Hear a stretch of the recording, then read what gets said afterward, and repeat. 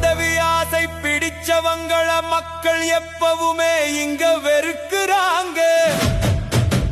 அன்புமணியை தொடர்ந்து இங்கே தோல்வி தந்து தந்து ஒதுக்குறாங்க. ஐயா சிந்தின வேர்வை எல்லாம் பாட்டாளி சொந்தத்துக்கே, ஆனா அன்புமணி ஆட்டம் எல்லாம் வெறும் அவர் குடும்பத்துக்கே. ஐயா பட்ட கஷ்டமெல்லாம்